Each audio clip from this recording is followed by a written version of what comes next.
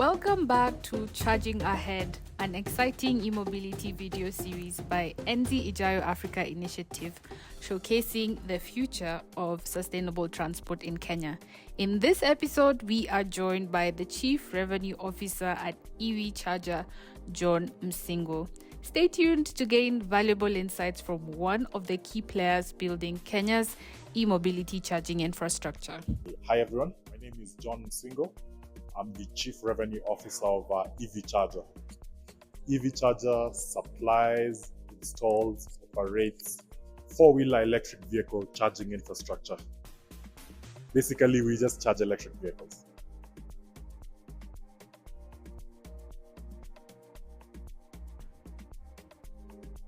Based on your experience, what are the current adoption rates of EVs in Kenya and how does the charging infrastructure align with this growth? Great question. What happens is that the vehicles actually need the charging infrastructure. Both of them go hand in hand. So as of the last numbers that we had officially, we had about 4,300, and that includes the electric motorbikes, electric bicycles, buses, cars, everything, you name it. From then, we have actually, in our own charging stations, seen a gradual increase in terms of utilization. This for us signifies that the numbers are increasing, more vehicles are actually coming into the market, and we're happy about that. And what are your company's main challenges in expanding the e-charging infrastructure across Kenya, especially in rural areas versus urban areas? That's if you have the charging points in the rural areas. We actually do not have charging stations in the rural areas yet. What we do have are charging stations in Kisumu, in Mombasa, and Nanyuki. Now, especially for the Kisumu and Nanyuki chargers, the utilization is low, simply because the number of EVs on that side are few.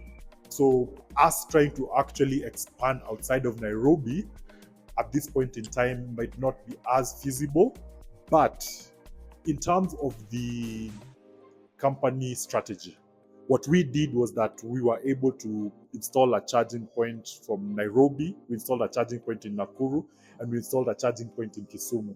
This was important to be able to allow that travel. If someone actually is able to buy an EV now, that means that they can reach Kisumu. And we thought that that was actually important in terms of adoption.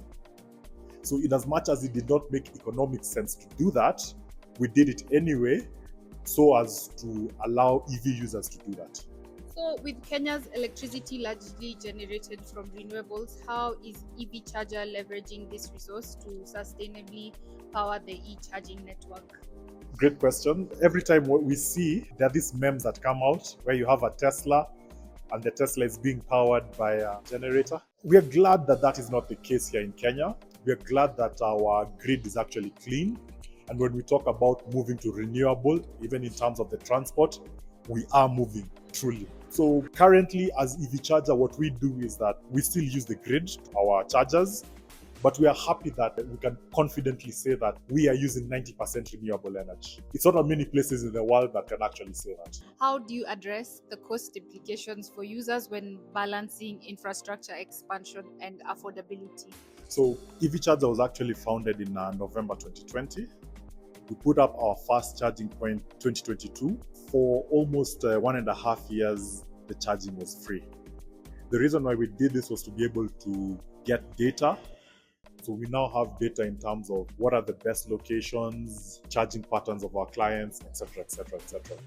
So we recently started charging last year, and we now have data as well in terms of actual paying customers. Now, using this data, what we are now planning to do is be able to raise capital. So we'll go to the market all across the country, charging points. And with this data, we'll then be able to convince investors to be able to invest in us. And from that, we will then be able to increase our number of charging points all across the country. How supportive is the current policy and regulatory framework for the growth of charging infrastructure, and what key changes would you advocate for? The government has really tried. They've actually formed the e-mobility task force, the e-mobility task force worked on the e-mobility policy. I think it's somewhere in Treasury or the Ministry of Transport. We are waiting for its implementation. We wish that, of course, that more could be done. And the specific policy that I would want for them to actually have a keen look at would be the importation of second-hand electric vehicles. If you look at the number of new vehicle sales are a maximum of between 10 to 20,000 a year, while second-hand imports are about 100,000 a year. Now, the reason for this is not that Kenyans do not want to drive new cars. The main challenge is the cost. So for us to be able to really get the kind of numbers that we need for e-mobility, we will need at some point to be able to allow second-hand EVs into the market. And these second-hand EVs also will need to be zero-rated. What we're saying is that we do not want to be the dumping ground only. We're saying, can you allow a certain number of second-hand electric vehicles to come into the market so that we can actually catalyze it and build out the whole ecosystem? And then after which, you can then now go back and start imposing taxes on them. What does the future of e-charging infrastructure look like in Kenya? And are there specific technologies or innovations you believe would play a pivotal role? The future looks bright, most especially for the commercial vehicles and in the commercial sector. And the reason for that is total cost of ownership. If you look at e-mobility, and one of the reasons why I believe personally it will take off is the fact that at the end of the day, if you're a business person and you're looking at your unit economics, EVs make sense.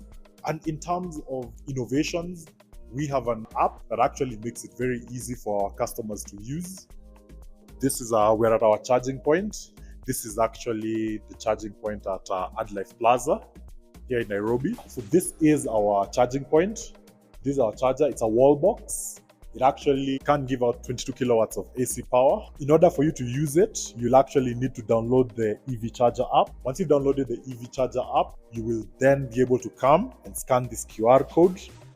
And once you scan the QR code, you will then be able to access in terms of how long you want to charge, what it is you need to pay, etc., etc., etc. With us here, we actually have a client who's actually come and they are charging.